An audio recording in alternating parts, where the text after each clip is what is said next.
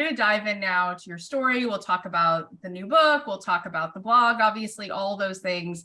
But yeah, I feel like you strike such a particular note in the orchestra that kind of can be heard above all of the noise, because it's just, you carry a tremendous amount of substance. And so that, I think, is not something that we get every day. So thank you for being you. So let's talk about where this all begins. Okay. Where we all get to know you, which is, how old were you when all of this starts for you?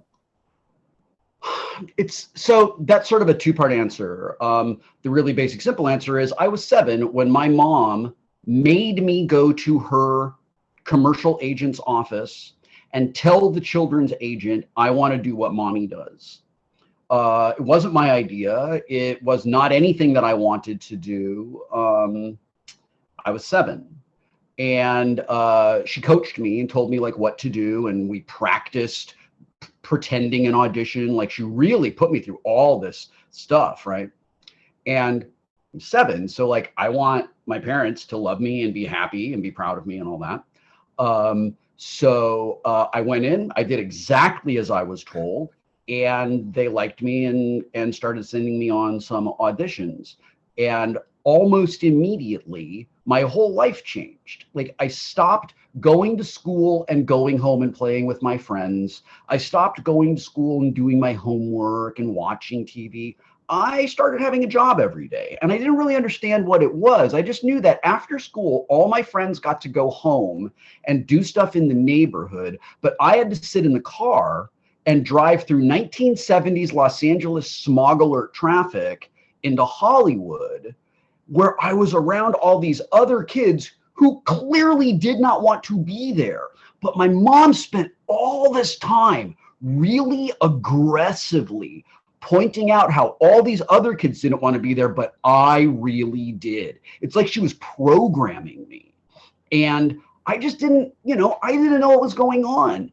But sometime between being 7 and 8, and my birthday's in the summer, so I don't remember if this happened in the fall or whatever, but somewhere between 7 and 8, I so clearly remember saying, Mom, I don't want to do this anymore. I just want to be a kid. I just want to be a kid. I want to go to school. I want to play with my friends. I just want to be a kid. And my mom said, I gave up my career so you could have a career. So you made a commitment and you have to do this. So I'm like 8. Oh my God. And I just kept sort of doing as I was told. I was about 8 years old, I think, the first time I realized that my dad didn't like me. And then that's a lot. So I lied to myself about it for like until I was in my 30s. But I just really, really wanted to be loved and accepted at home. I wanted to make them happy and proud. And in order to accomplish that, I just had to do what I was told. So around the time I was 11, I guess. I said it's a 2-part thing, right? So the first part is, here's the origin story where she turns me from her son into Debbie's thing that she's going to use because she was a failed hopeful actor. And her husband is just a narcissist bully and a racist and just an awful person. So I was like, okay, I'm going to do everything I can to like make I have 2 parents. One is less terrible than the other. I'm going to do everything I can to make that one approve of me. So when I was 11, I auditioned for Stand By Me. And then when I booked Stand By Me, everything changed. So it's a 2-part answer. The first part is, here is them making me into this thing that I didn't want to be. And here's where like it kind of took off and it ran away from all of us. And it became this giant, huge thing that nobody really knew what to do with because I was 13 and famous. Mom had everything she wanted. I was in teen magazines. I was on the local news. I was on the dumb talk shows. I was like famous in stupid ways that absolutely don't matter at all. And I had started thinking, maybe I'm an artist. Maybe I want to be an artist. Maybe I want to do this. And that was true, but what I wanted to be was a storyteller. I really wanted to be a writer and I guess a a speaker or something. Like, I don't know. I just wanted to tell people stories and like go to imaginary places and spend lots of time there. Wow. And I started thinking about that. And then I held on to that, like, I want to be an artist thing to make it okay for me to express myself as an artist, being an actor, all the way through my teens until I was about 18, where I was like, I don't have to do what you tell me anymore, and I don't want to do this, and I've got to go figure out what my life is about. Oh my God, it totally brings me to tears, because obviously, you know, you've started to speak about this over the years, but from our vantage point, watching you, nobody knows any of this, right? And we just see this like gorgeous, adorable, lovely, loving, endearing person having this big quote unquote win.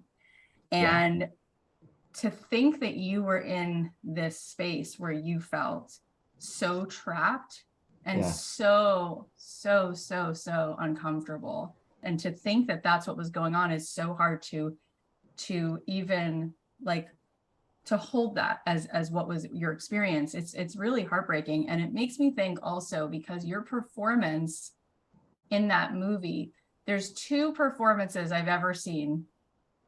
One is you in that movie, and the other is Ben Platt in Dear Evan Hansen, which I saw him perform it on Broadway. I flew to see him. Oh, wow. And he won the Tony for that, which had Stand By Me been a play, you would have won the Tony for that, because the amount of depth and the rawness and the way in which every human being saw their own pain in you, how you were able, it like, to think that that was because on some very big level you were actually in that kind of pain.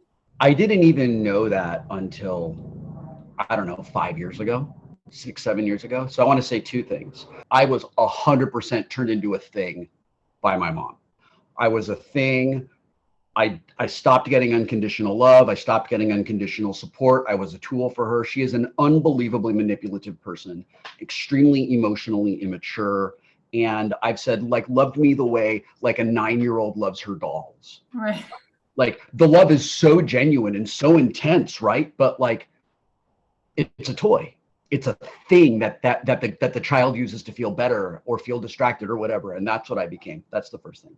The second thing is, when we were doing Stand By Me, I really liked it. I really enjoyed being on the set. I loved Rob Reiner. I loved River Phoenix. I loved not having to be around my dad for 3 months. I loved going to like play pretend during the day, and then in the evenings I got to go be a kid, right? The other kids and I, we would go to like the water park or the arcade or the mall. Like, we all went and saw Back to the Future together because it came out that summer. We saw Goonies together. We saw Explorers together. It was awesome. I loved it. I knew what it was like to be a child with friends who like went on field trips and stuff. And I had never experienced that in my life. During production, Corey Feldman was a gigantic pain in the ass. He was a bully to me. He was a diva. And it was really just unpleasant. Parenthetically, I have so much love for him and compassion and empathy for him. When I was 13 and he was 15, it sucked. Now that we are adults, I 100% understand that child who was in so much pain and who was so filled with rage, because as bad as my parents were, as negligent and horrible as they were, they do not even begin to enter the same universe of awfulness of his parents. Oh my God. So I said to Rob, there's like a million actors in the world. Why'd you hire this guy? He's like such a dick. And Rob said he was the only actor I auditioned who had the rage and fury and anger inside of him that Teddy has. Now, I was like, I was 12 or 13. I turned 13 during production. So like, you know, I'm still a barely formed human being. That really, really landed on me. And I thought, oh, this totally makes sense, because River seems haunted. River seems like he knows too much. River seems like he's too old. He's older than he should be. And there's a wisdom, but a sadness and a pain in him that like I want to soothe and like I just want to be close to. Jerry always makes us laugh, like no matter what. He's so easygoing. He's so enthusiastic. He's optimistic. He's hilarious. Like he just kind of rolls with it. Of course, that's Vern. Where do I fit in? I'm a writer, I guess. That's what I want. No, Will, that's not at all why you fit in. You fit in because just like Gordy, your dad hates you. Just like Gordy, you're an invisible boy in your home. Just like Gordy, you are not loved unconditionally. And just like Gordy, if your dad had to pick you or one of your siblings to die, it would be you. It wouldn't even be a choice. He would throw you away if he could. When I realized all of that, I then realized that every role I ever played in my entire acting career was a character who in one way or another did not have a dad. Wesley didn't have a dad. His dad was killed when he was a baby. Even in Toy Soldiers, which is like this silly, like kind of like disposable teenage action movie, the character I play hates his dad because he doesn't want to have anything to do with him. The Wil Wheaton that I played on The Big Bang Theory is basically a version of me. So like that comes with me everywhere I go. I didn't put it all together, but every character I ever played where people were like, you're such a good actor. Well, I mean, thank you. But I think also maybe I was just really good at allowing that to show. I had to put it somewhere. It had to go someplace. And like, I'm grateful that I had those outlets that I did to bring those performances to life. This is the point in my story where people listening to it begin to feel like, oh my God, I'm a monster. I loved those movies. I loved that TV show, whatever. And this is where I say, it's super okay. I'm glad you liked them. I'm thrilled that you liked them. It's very good work. They're wonderful works of art that so many people worked on. And it's really okay. Yeah. And like, you know, spare a thought for that little boy who's sad and scared and then just like, just know that he's all he turns it to me. He ends up having a really, really great life. And it's all, you know, like in the TNG episode Tapestry, it's all part of it, you know, like all the threads have to weave together, even the really painful, terrible ones. Yeah. And it's interesting that I made that parallel between that performance and Dear Evan Hansen, because that's a play that turned into a movie about a kid whose dad left and he has a new life and he doesn't feel seen. And what's so fascinating is that we don't talk enough about this, I don't think, in our culture about dads. I really don't. I really don't think we talk a lot about the imprint it makes. And my dad left and I didn't hear from him or know from him for a long time when my parents divorced and he actually got married and my sister and I didn't even know, and he had a new family. We didn't know until years later we saw him. It was really hard. And we saw him pushing a stroller in a mall and we were like, oh my God. And I at the time didn't realize how much that was affecting me, even though I was very, very sad. It was only later on that I realized, wow, I've been like really tough. Like, it's all good. It's fine, but it's really not fine.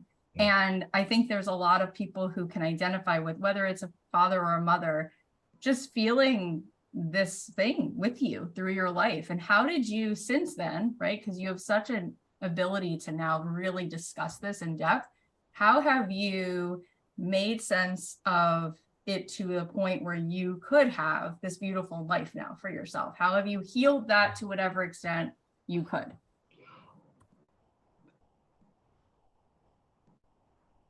David Foster Wallace gave an amazing graduation speech once that was turned into a little book called This is Water. It starts out with two fish coming up to each other.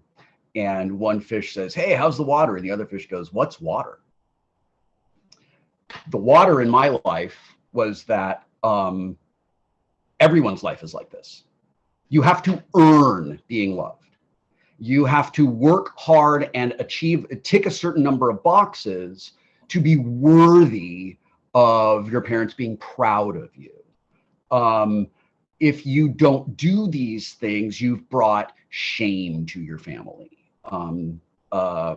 My mother's favorite and most effective manipulation tool whenever I stepped out of line to like step up for myself was, there's nothing more important than family. You're betraying the family. You're turning your back on the family. You're embarrassing the family. You're not taking care of the family. I had been financially taking care of the family from the time I was about 9, like well until I took all of my finances back from them. When I was like, I trusted them to take, this is a totally separate thing. I trusted them to take care of my money. They stole hundreds of thousands of dollars from me. They forced my wife and me to like live paycheck to paycheck when we absolutely didn't need to, because I just trusted them. It's so abusive. I don't even know what the word is. Like, this is abuse. Like, this is not, it's toxic. It is. Yeah, it's absolutely abuse. And I think that, well, I know that both my folks would absolutely say that it's not, because my dad only choked me a couple of times. You know, my dad only picked me up by my neck and shook me in front of my friends like a few times. He only came and screamed in my face that I was a dumb little fuck when I was sitting with like 6 of my friends. Only did that like 5 or 6 times. Like somehow, you know, it's all okay, or it was my fault for making him mad. It was like all of that. It's all the things that people who are targeted and who are abused hear all of the time.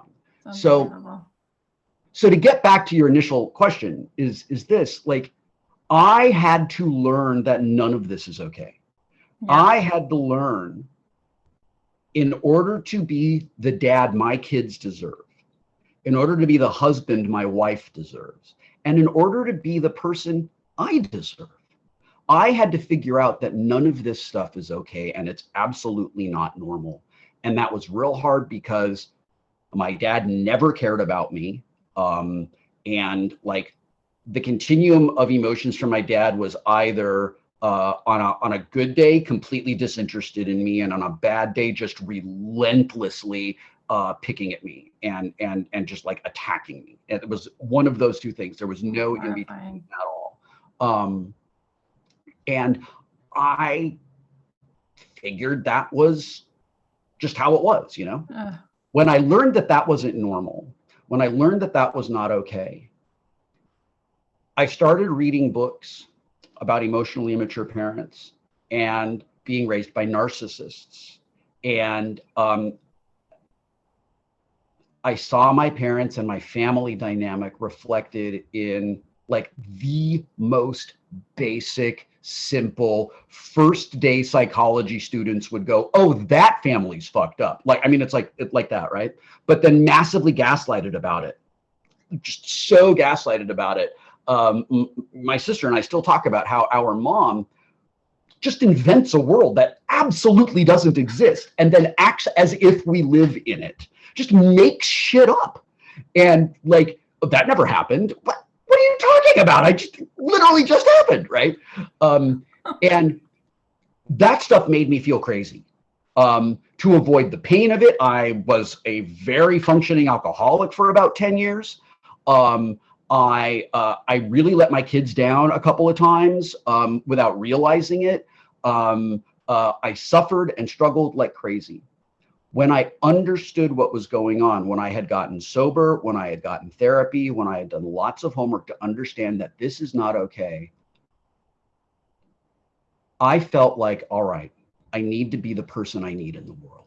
I needed somebody my whole life. I always needed someone to say, hey man, you know, like, I don't know if any of you are experiencing these things, but like, you know, you don't have to.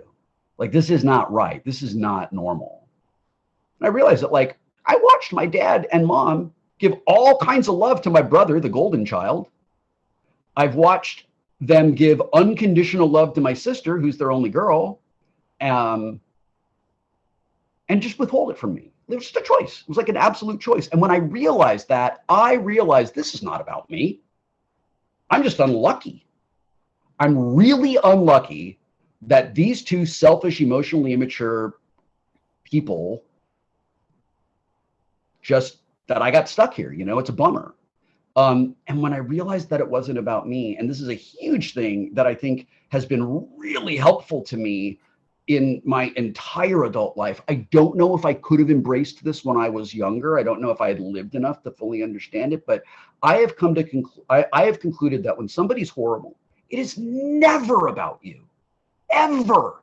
It doesn't matter what it is. If you screw up and somebody's reaction to that is massively out of proportion to the degree of screw up, and you've been like, oh man, I screwed up and like, let me make it okay. And they will not, that's not about you and your screw up. That's about them. So part of this thing that shifted in me years ago around, like, what happened was I quit drinking. I started antidepressants. I started regular therapy, and I started to get better.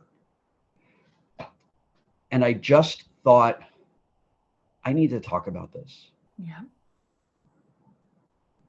I have lived my mother's lie, right? Like, and when I was not successful the way they wanted me to be, I made myself as small as possible because I just felt so bad about myself.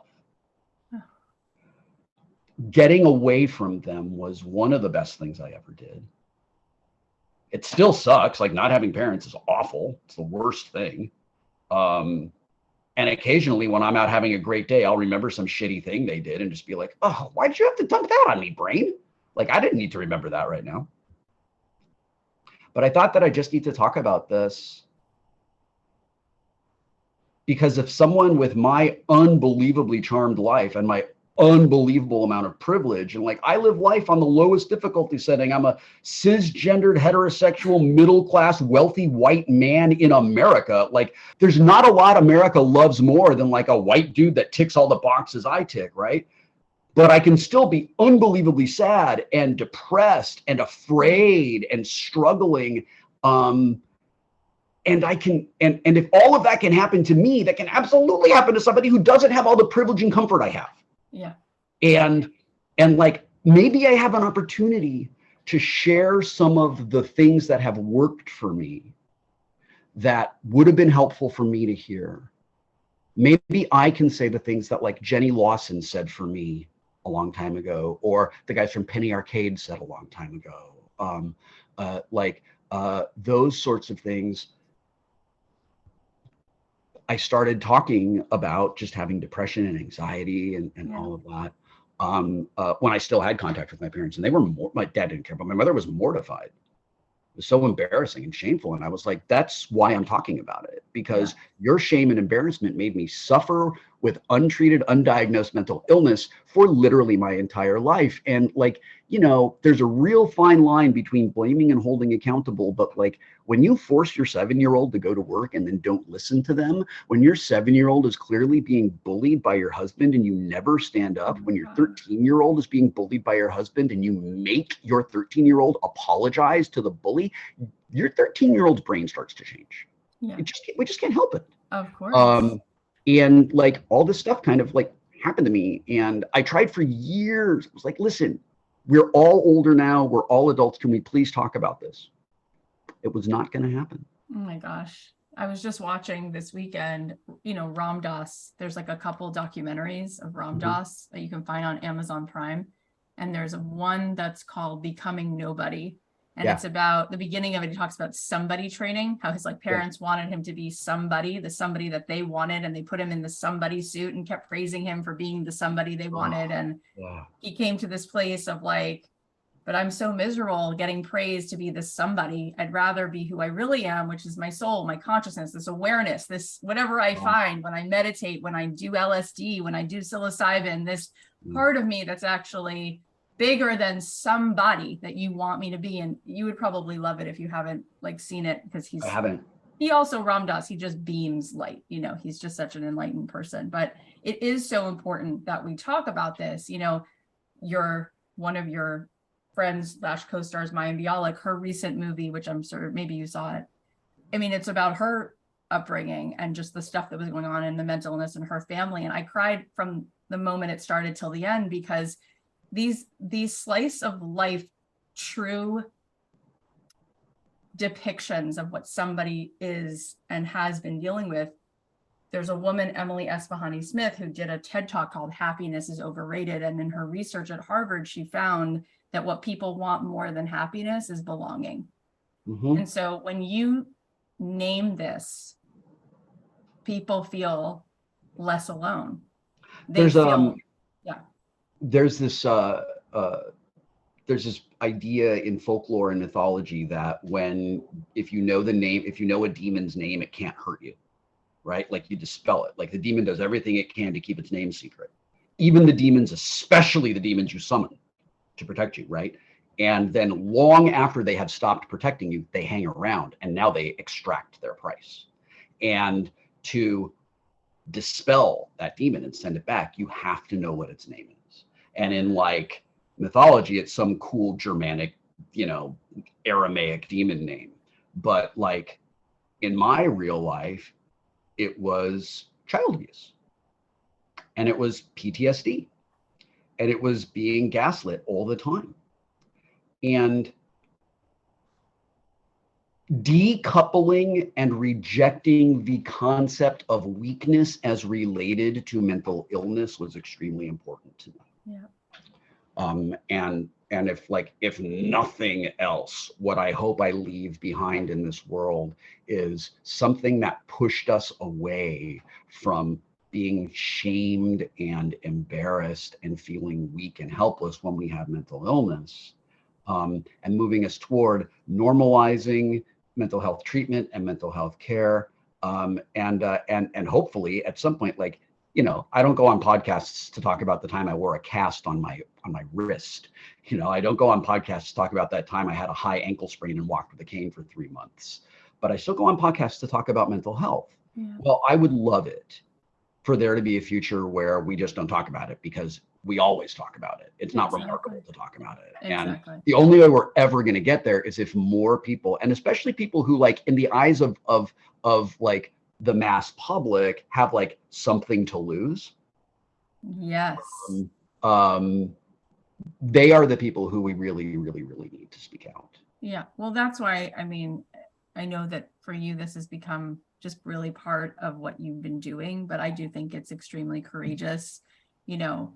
Justin Baldoni talks a lot about, men allowing room for all these kinds of conversations, but it's not happening all the time everywhere. And to be someone who everybody has a certain perception of, and to share this is extremely courageous and brave. And you used the word shame before. And in my journey with meditation and therapy and all the rest, I found something really powerful, which was a teaching around shame, which is that there is room for all kinds of emotions, right? There's room for all kinds of experiences. There's room for grief. There's room for pain. But the reason that shame is so toxic is because there's really no way to hold shame. Like, it's from the outside in. It's not coming from within us. And so if we can just make space for all the parts of us that self-sabotage, the parts of us that are broken, the parts of us that are brave, the parts of us that are brilliant, we can let go of shame, which is the biggest obstacle, right? Because then it's just everyone on my block is struggling with something. So to have the shame to then try to act as though we have to hide this, that's the toxic part. That's what's making everyone sick. So thank you so much. And let's talk about your blog, because you grew this thing. You didn't really have to do much, like it just exploded. And was that a surprise for you? Were you expecting to have millions of people just rally around and want to read all of your thoughts? No, I didn't at all. I was wholly unprepared for all of that. Back up a little bit and go back to the year. Let's go back to 2000. In 2000, the internet was really making its way into homes all over the world, but particularly we'll just stay with America. So it's like getting around everywhere, and it's getting a little bit faster. It's pretty common for people to have like 56K modems, which are real fast back then. I had already been online for a really long time, but it was just all text. There was no graphics at all. I remember being 20 and going into the computer lab at the university and calling up a weather satellite image from across the country that was like only 6 hours old. And I was astonished. Yeah. I was blown away that I could have access to this information, right? So by 2000, internet had changed dramatically. If you wanted to put yourself out there, there was no social media. YouTube was still 4 years away. Uh, uh, Uploading photos was extremely difficult. Our cell phones did not have cameras on them. You had to get a digital camera, then you had to get the images off your digital camera into your computer and then upload those photos from your computer using a command line FTP program to put them somewhere, and then use specialized software that you had to configure yourself to display all of them. It was a ton of work. It was nothing like it is today. So in that world, if you wanted to express yourself, the best way to do it was with text. And that grew naturally out of the bulletin boards that we had all grown up posting on, my generation had all grown up posting on. And when I was like figuring out how I was going to, like, what was I going to do with this? How was I going to be part of this online? I just ran into a couple of dudes and they were like, you know, we could help you put up just a website for yourself. Not a lot of people had websites in 2000, like certainly not personal websites. In 2000, you could still buy, like domain squatting was just getting started, right? Like you could buy the word golf.com, you know, and like just sit on it and give you money out of it. There were a couple of places you could go if you wanted to do journals, right? But I felt that they were not appropriate for me. There was LiveJournal, which to me felt like a place for kids who wrote fan fiction. And there was MySpace, which to me felt like a place for kids. There was no place for someone who was in their mid to late 20s, who was like kind of in that weird space that I was in. So I taught myself how to make a website. I taught myself HTML. I taught myself as much PHP as I needed to understand how to do it. And I found some blogging software called Gray Matter that let me do all of it. And I just started writing every day. And it was like,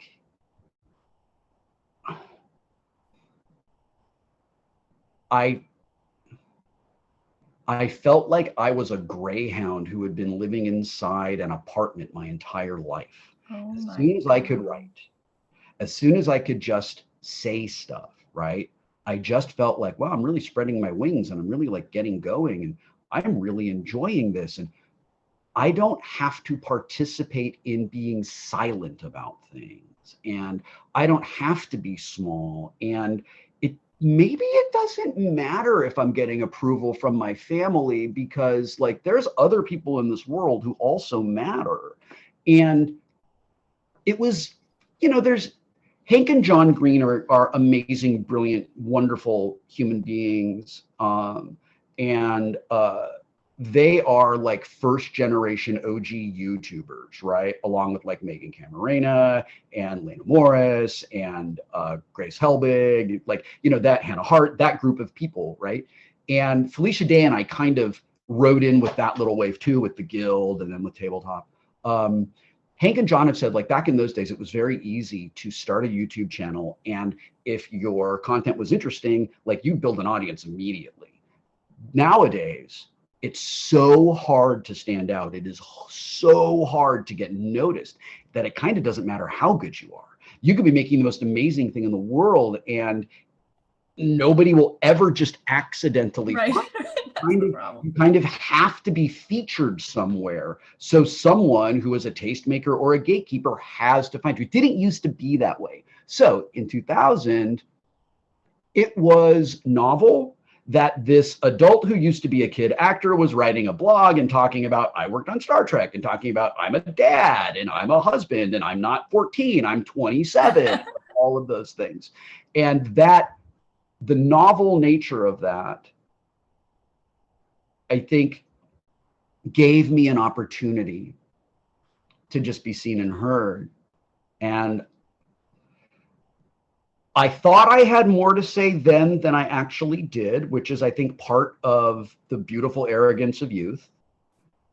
I wish I had been a bit more responsible and reflective and all that. Again, the arrogance of youth. Someone who reviewed Still Just a Geek said beautifully, and I'm so glad that she said this. Of course, it came from a woman. I just have always felt that like men in their 20s shouldn't write memoirs because they haven't lived long enough to do it. And I was like, yeah, I felt that way when I was pushed into writing Just a Geek. And I was like, I don't want to do this. I don't have a story to tell. I don't. But everyone's like, you got to write a book. You got to write a book. Like, if you don't write a book, you're not a real writer. And so I was like, fine, I'm going to do that. I'm glad that I did it, because 20 something years, 18 years later, 18, almost 20 years later, I came across what was like basically an unfinished draft and looked at it and went, oh, I know how to turn this into a full. I know how to do this. There's all this stuff that's missing. There's all that stuff I wasn't being honest with myself about. There's all that stuff that I was like wishing really hard would be true. And there are these things that seem like, it's so funny. There's things in Just a Geek that were the most consequential things in my life. These were things that I would never recover from, or things would never be bigger than this. And until I sat down with them to do Still Just a Geek, I'd completely forgotten about them. And there's a really important lesson there, a really, really, really important lesson, and hopefully something that's really reassuring, especially to younger people. There are moments in our lives that feel like this is it. This is the single most consequential thing in my life. And more often than not, we're wrong about that. It's very consequential at the time, but everything is impermanent. And if we know kind of like what we're going for, or we have an idea of where we want to go, when these things happen that are great, we enjoy them, we live through them, and we keep on moving because we're going toward whatever, the ultimate goal is. And that is such a huge lesson. It really is. And in writing Still Just a Geek, which came out not that long ago, what if there was one way to sort of boil down what you wanted people to walk away with? Like, what are you hoping when someone finishes that last page and puts it down on their nightstand, like that they keep with them?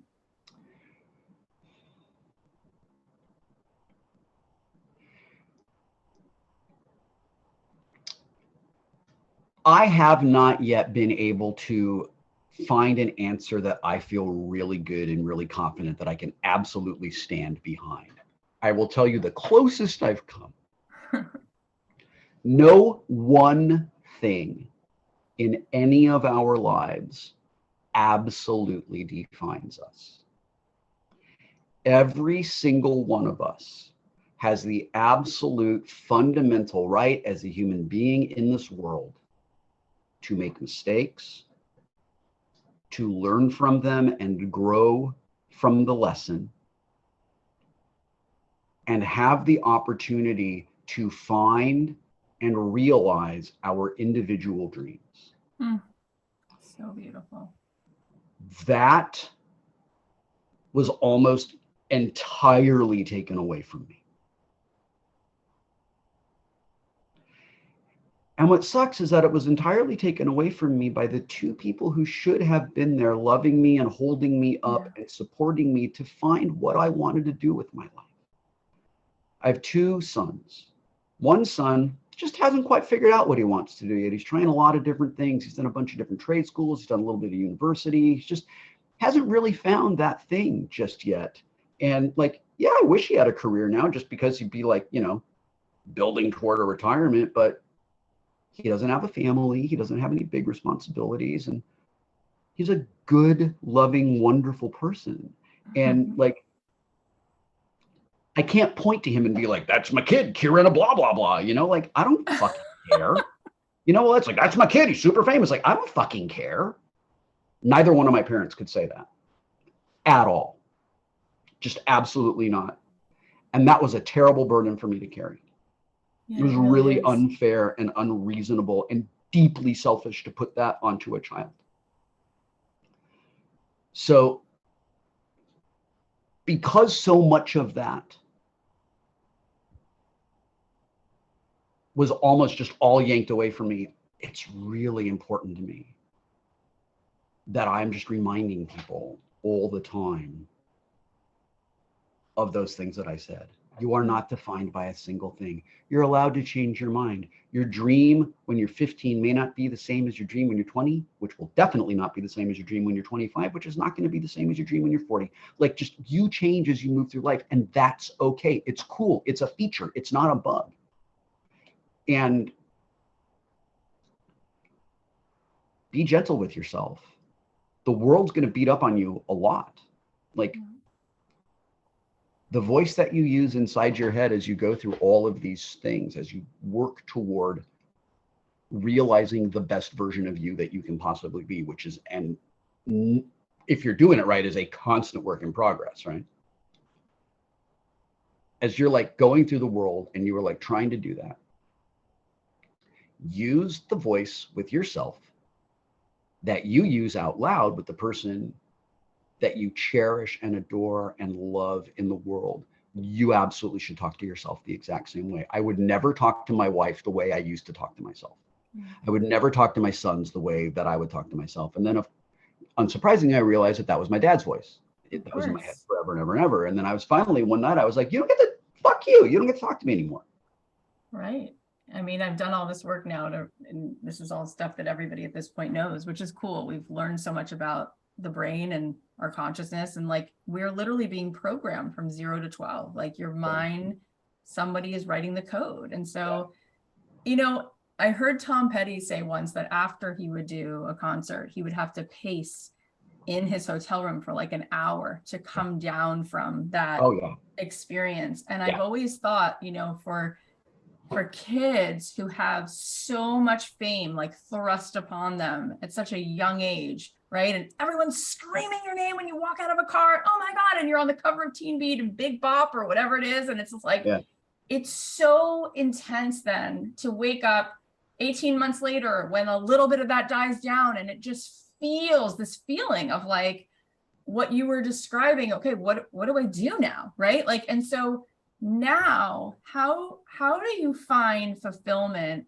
on a regular Tuesday when you're not going to be on center stage at Madison Square Garden, when you're not going to be having that moment of a premiere every day? Like, how do you learn to find just yourself and some beautiful levels of like meaning and satisfaction when it's never going to have that high sustained? It's challenging. Yeah. Ann and I went to a concert a couple of weeks ago. Our friend took us, and he's fancy, so we got fancy treatment. Good. We were like 6 rows back from the stage or whatever. And I turned around and looked at the theater. And I have played theaters this size. Yeah. I've stood on stage in a sold out house of 8,000 people. Like, I've done that. And I looked around at all these people, and it was like, none of these people care that I'm here. That's not true. They just didn't know. No, nobody cares. They're not there for me. They're there for somebody else. It's great. It's amazing. Nobody cares. But believe me, they care. Believe me, they don't. It's cool. Okay. It absolutely doesn't matter. It's incredible. I loved it. Okay. It is to get to do that. It's a privilege and it's a burden. Yeah. Especially for a young person who doesn't have perspective. Right. The trick is to understand that, like, it's not about how many houses you sell out. It's not about how many records or books or tickets you sell. It's not about that. It's about the process of making the work. Yeah. I have friends who are in bands, and every single one of them has said when they finish recording the album and then they tour it, they want to re-record the album after they tour because now they understand it. And because they've lived with it for a while. Yeah. And I absolutely get that. The joy comes from making the thing. The joy is doing the work. When I finished Still Just a Geek, part of me was like, immediately began to freak out about what was going to happen. And I was like, you stop, sit down, and listen to me. Everything that we can possibly do is done. Mm-hmm. It's all in this file that we are about to mail, right? It's over. Whatever is going to happen with this book has already happened. You just have not yet observed the results. So what are you going to do? Wait and allow other people to define for you what is success? Are you going to let other people define for you whether this was a good use of your time or not? Like, what's the point of that? I worked in this thing for 2.5 years. Yeah. I mean, I worked on it for 18.5 years, right? it has to be about that process and it's just taking my validation and my happiness and my sense of self-worth away from other people and being responsible for it myself. It's really cool and wonderful. And I'm so grateful that this book is landing on people the way that like I hoped it would. I am hearing from people, I'm hearing from fellow survivors, I am hearing from fellow parents, I am hearing from people who have really nothing in common with me, how much they enjoyed the story and how much it was inspiring and that they were really glad that they spent the time with it. You know, this is not this, it is a big part of this story is about this almost 50-year-old man talking about what it was like to be an abused child who lived in the public spotlight where all of that was secret and hidden. But there's a lot of it also that's just like, believe it or not, I do have a very wry sense of humor. And when I'm in that space, when I'm in that comedy space, I write a good joke every now and then. Yeah. So there's that in it too. And there are stories about how much I love being a dad. And there's a story in there about being absolutely terrified that my wife was going to die and like what it means to go through that. And people told me like that really resonated with me because I experienced that with a partner as well.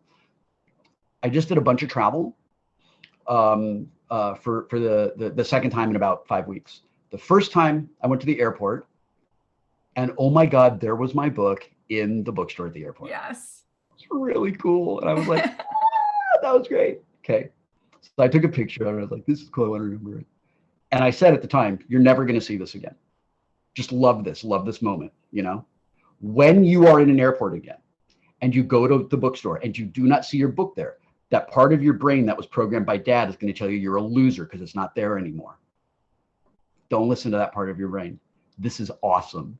You did this and you enjoy this. And then like, don't make it important if it happens again or not. You know, like whether this happens again or not, this moment is valid and meaningful.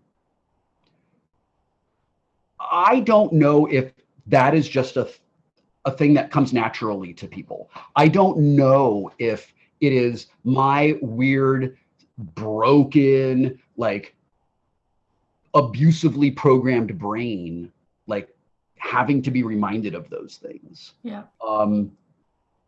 I hope for other people that they don't have to be reminded of those things. You know, it's just like you did it's just like, hey man, I did a great performance and the house was sold out. That's amazing. Cool. Well, 4 nights from now, I did a great performance and the house was half full. 2 great performances and I loved them.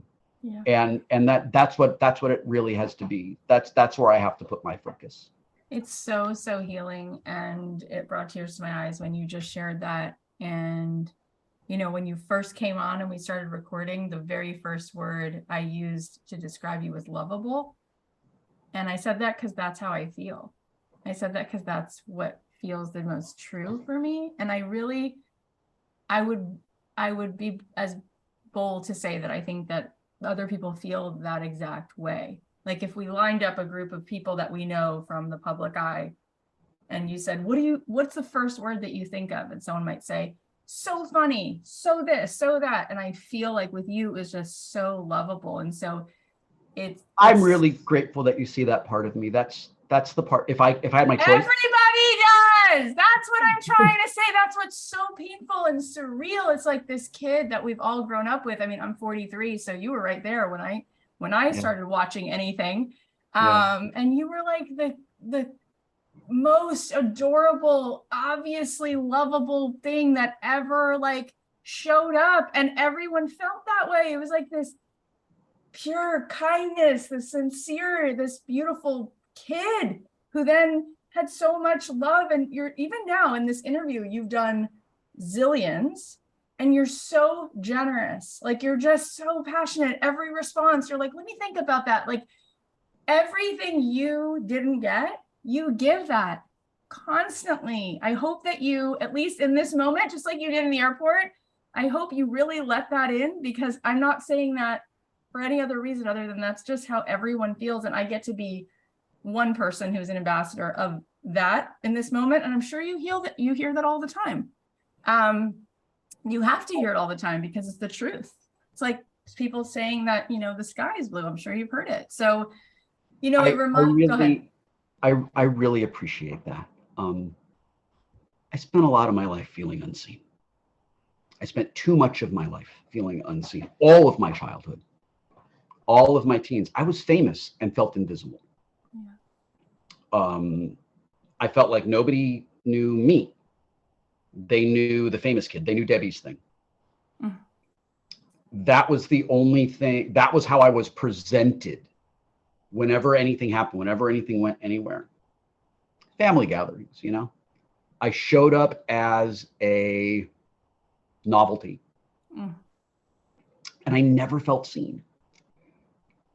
I am happiest in my life when I am in this place of kindness and gratitude and gentle support, which is lovable with more steps. And yeah. That's really where I'm doing my best to be. And it's hard, it is a challenge for a lot of survivors of abuse and for a lot of us who are trauma survivors. We just have really overly attuned fight or flight reflexes. Our freeze and fawn responses are really strong. We're hypervigilant, and it can make me feel like the dog in the car who can't just lay down, It's exhausting. And I actually totally relate to it because I had so much of, my own trauma in my childhood. And I went to a week-long psychodrama week of therapy.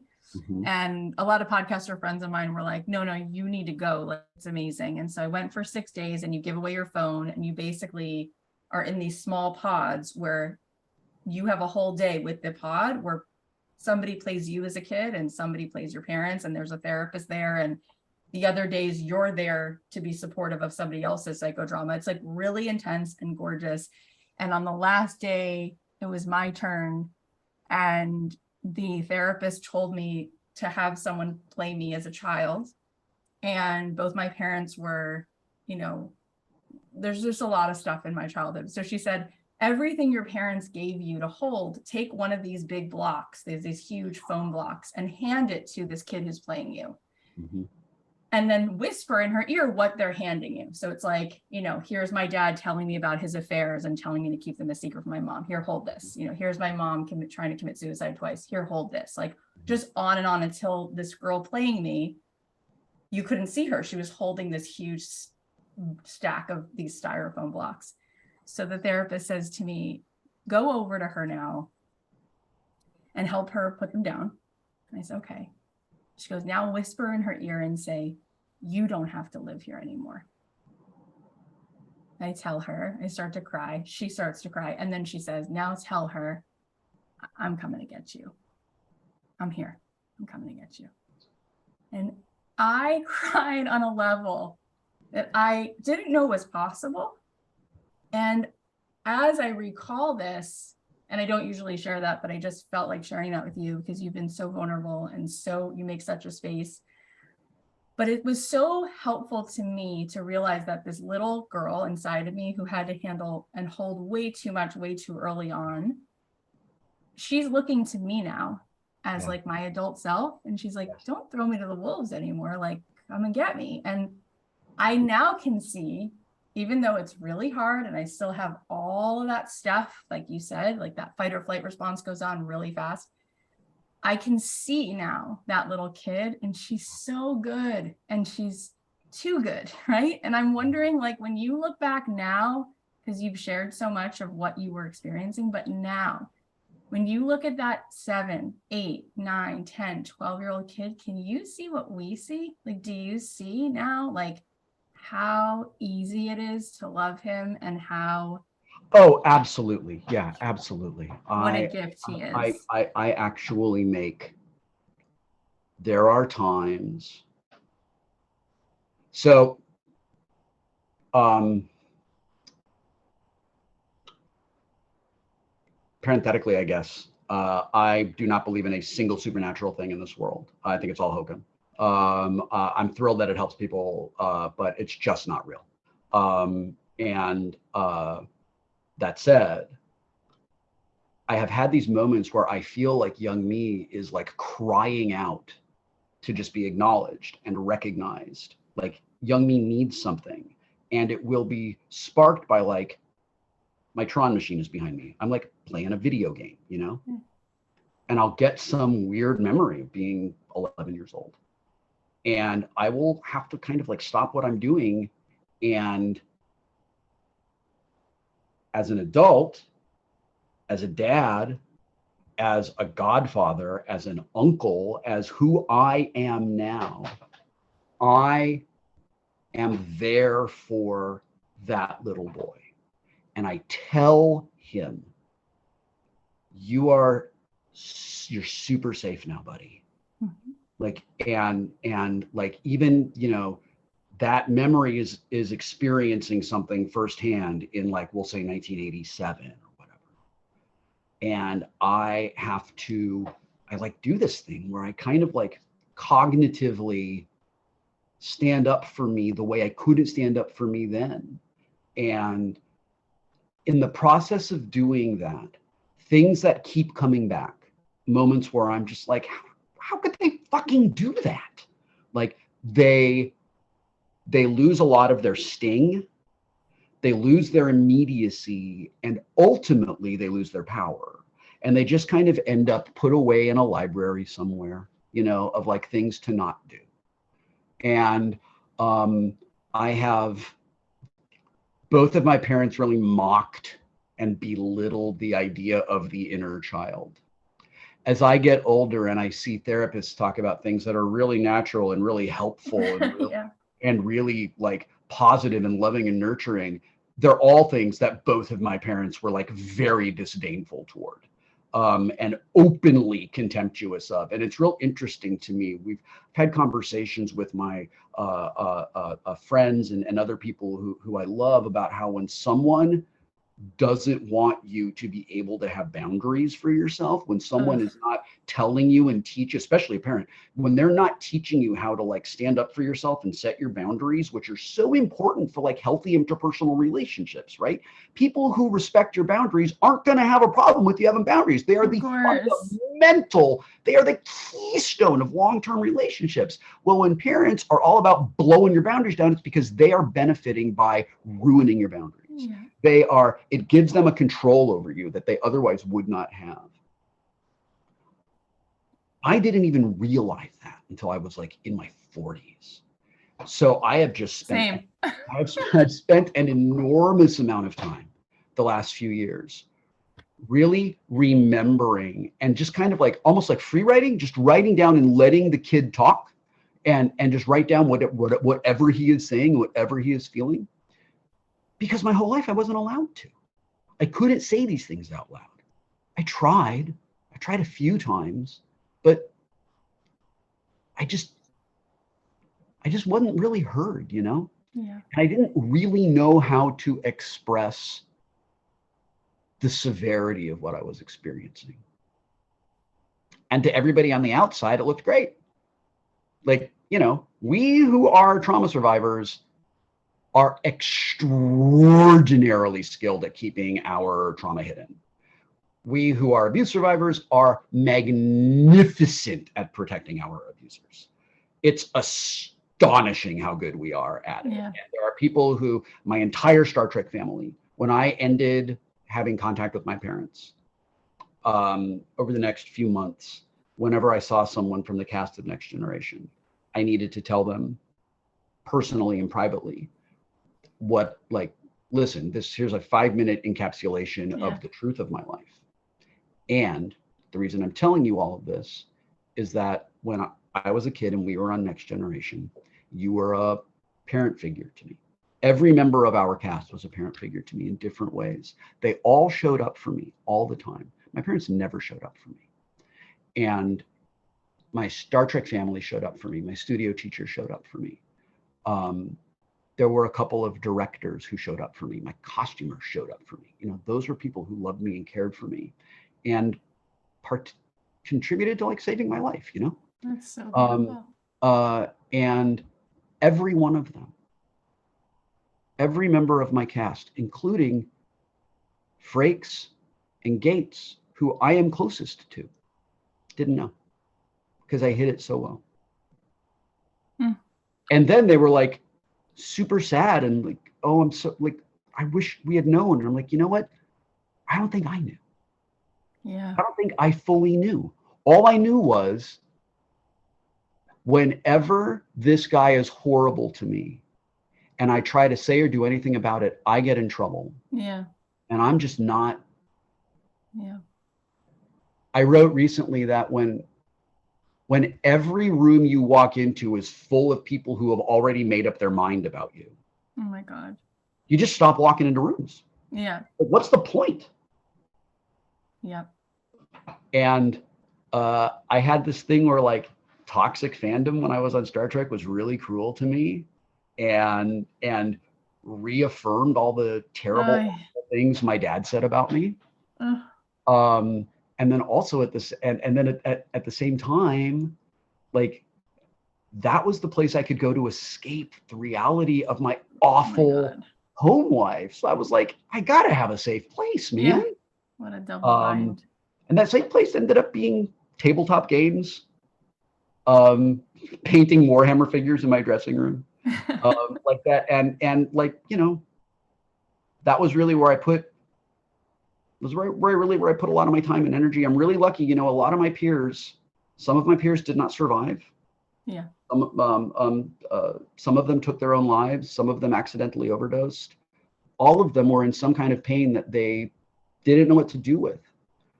I was right there. You know, I've talked about it a little bit. I contemplated suicide numerous times when I was a teenager because I was so sad and so scared and hurting so much. And I'm really, really grateful that I didn't. Like, talk about a thing that you can't undo. But like, nobody should feel that way. Nobody should feel like they're just out of options. And you especially shouldn't feel like you're out of options because of the way your fucking parents treat you. Yeah. Like, that's just, you know, that's when you choose to bring kids into this world, like you make an implied promise.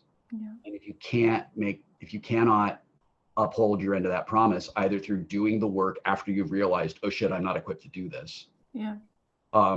Or you just absolutely choose not to do it at all, you don't deserve to be a parent. Yeah.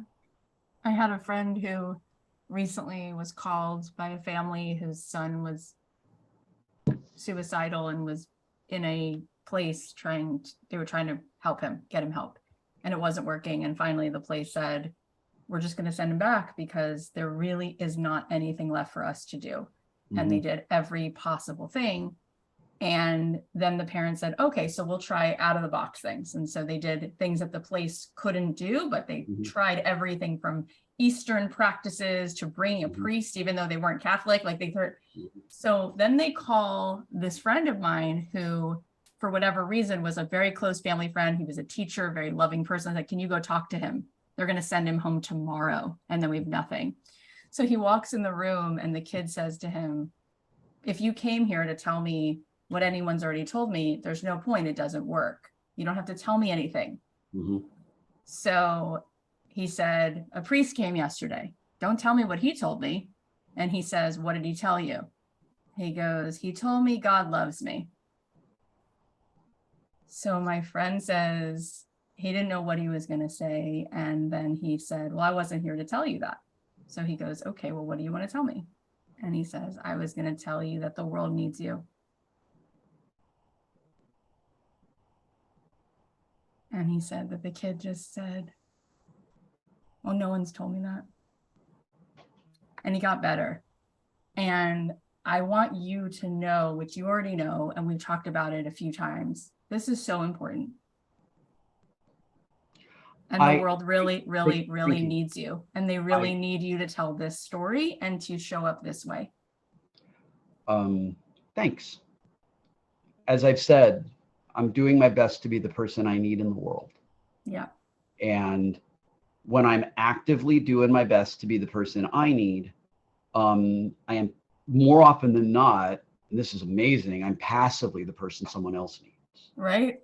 And that's a gift and it's a Yes. privilege. To finish my thought from earlier, when a lot of my friends were engaging in very risky, dangerous behavior, when they were in environments where there were predators, where there was just opportunity after opportunity for self-destructive behavior, I was playing tabletop board games with my nerd friends. I was watching the original Star Trek on VHS. I was watching the original Battlestar Galactica on VHS. Like, that's the person I was, right? The giant nerd you've been seeing since, I guess, we started tabletop 11 years ago. That's who I've always been, you know, like that is just who I am. I'm not cool. I don't go to clubs. I don't go hang out with beautiful people. Like, I go to punk shows that are like in basements. Like, that's where I'm at home, you know? Like, I don't like fancy places. I don't like fancy people. I don't like that shit. It's gross. Like, it's just not at all where I want to be. I want to be with my fellow nerds. I want to be with my fellow music nerds and gaming nerds, and, you know, like, there is just something to be said. You know, I kind of famously said that being a nerd is not about the thing you love. It's about the way you love that thing. Yes, it's so good. Right? Like that, like, a person who absolutely loves, like, I don't know, a football team, let's say the Cincinnati Bengals, and they go to the football game in like a tiger costume with a helmet and, you know, and all that stuff. Guess what? That's called cosplay. That is, you're cosplaying, friend. And you're having a great time, right? It's amazing, isn't it? Hey, you know all y'all who play fantasy sports? Well, you're just playing D&D for jocks. It is exactly the same thing. You're using your imagination to pretend that you're a GM, and then you're using the random number generator of the actual game to determine what happens. Okay, so that's great, right?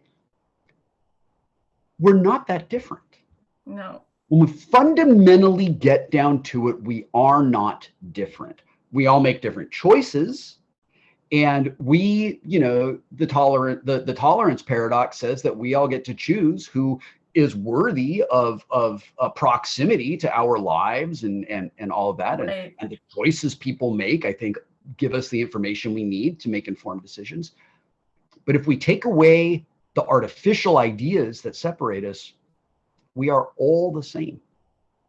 It's so true. And like, it feels so silly, and it feels so like disposable, and it feels like, you know, like live, laugh, love on your country kitchen wall or whatever. But and it's hard, like, for me being like a Gen Xer who's just like inherently cynical and just like, I can't help it. Like, yeah, whatever is like a fundamental part. We are the generation that invented meh. Like, that is like, that part of me is so loud, you know, that part who's like, oh, well, whatever, never mind. Like, that part, you know, like, is such an enormous part of me. And it is so hard to not be like, just put your woo-woo bullshit away, dude. But honestly, it's a thing that, like, philosophers have been writing about for millennia. Yeah. If you look at Carl Sagan's photograph of the Earth from Saturn and read his speech about the pale blue dot and think about what that means, I hope that it creates a space in, not you specifically, you that understood you who was listening to this. I hope it creates a space in you where you realize, where you have this shift in your thinking. We are so small and everything is so fragile and so temporary. Why would we spend any of this time doing anything other than pursuing joy and putting art in the world and making this time meaningful and you know, and memorable and like doing great things? This is it's just a gift. And Yeah. I don't know, it feels like tree hugging hippie bullshit to say all of that, but No, like, it's so good. I just know that when I am able to embrace those ideas and and live with that intention, I'm just a lot happier. Yeah. And I just, there is a person listening to this who's like, well, yeah, like, if I had your life, I'd be able to do the same thing. I absolutely get it. I am massively privileged, 100%. I absolutely acknowledge that. And I'm just grateful that that gives me the opportunity to live in that place and live by example and inspire other people to hopefully reach for it, themselves. It's just, I said in a speech once, life's too short to be Voldemort. Yeah, that's a good way to say it. And it's such a beautiful way to end. And I'm sure that that clip is going to be played and replayed, because when you think of the Earth in that photograph, this pale blue dot, you're right. Like, there is nothing else to say other than that. There really isn't. Nothing else needs to be added. So tell everybody where they can buy the book and follow along with all of your adventures. The book is called Still Just a Geek. It's available every place you get books. There is an audio version that I narrated that has material that was not in the print version, because as I was telling my story, I remembered things that I didn't remember when I was writing it. Also, speaking it fundamentally, massively changed things inside of me and like healed all this trauma and pain that was lingering. Like saying it out loud, actually being able to say, in my book, I write a thing where I'm like telling my mom, you put all this shit on this little boy's shoulders. When you're talking about putting the blocks on the child you, she put everything into my hands, her happiness, the financial viability of our family. It's insane. It's so insane. She put everything into my hands and left nothing for me, left no space for me to exist. I was so busy holding up all of this shit that was not mine to hold that I completely lost myself. And in this thing in the book, I say, like, I'm giving it all back to you. I will not carry this anymore.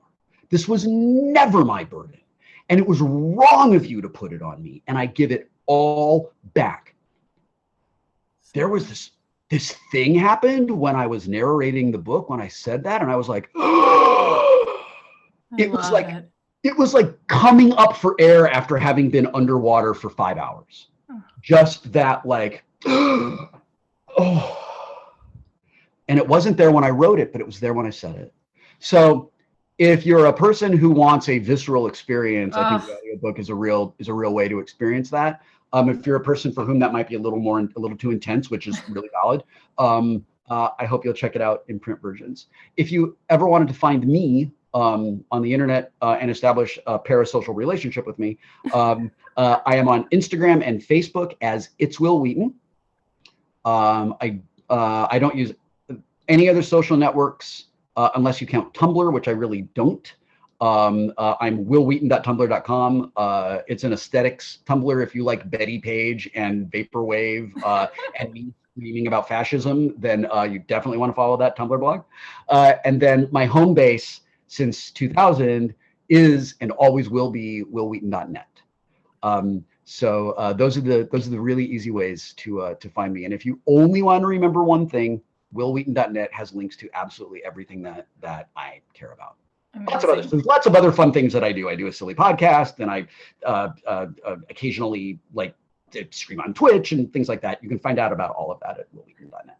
Well, hearing you talk and being witness to you over this last little bit, it's like watching John Williams like get up and conduct at the honestly. And then I'm like, this is just one thing you're doing in the many things that you're doing in this day, in this week. And like, you give so much of yourself, your presence. So I just want to say it is acknowledged, and I learned so much. I feel like I just had a ton of healing because you just named really so much. And so I just want to say you're awesome. And you're just really, really a rare gift. So thank you so much for all of it. You're very kind. It has been a real privilege and a real pleasure to talk with you. And it means a lot to me that you see me. I feel very, very, very seen. I've done a ton of press for this, a ton. There was a point last month where I told Anne, like, this is getting to be re-traumatizing. Like, I need a break. Yeah, I understand and in all of that I've done, I've only felt like truly seen a couple of times. And I really appreciate it. It means a lot to me. Thank you. You have been part of my life for such a long time. So, sometimes you meet those people and you're like, I hope that this person turns out to be. It's so risky, right? Oh, man. Sometimes, every now and then I get invited to some dumb fancy thing and I'm like, well, okay, that would probably be cool. Like, I'll go. And then sometimes, and like, it's always cool, but sometimes it's like, oh my God, it's blah, blah. Yeah. Dude, blah, blah over there, right? And 9.5 out of 10 times, I'm like, I'm not risking that. I am absolutely not risking having blah, blah, not having a great moment. And then all of a sudden, all the shit blah, blah does, I'm like, oh, that time I'm at blah, blah. Like, I absolutely do not want that to happen.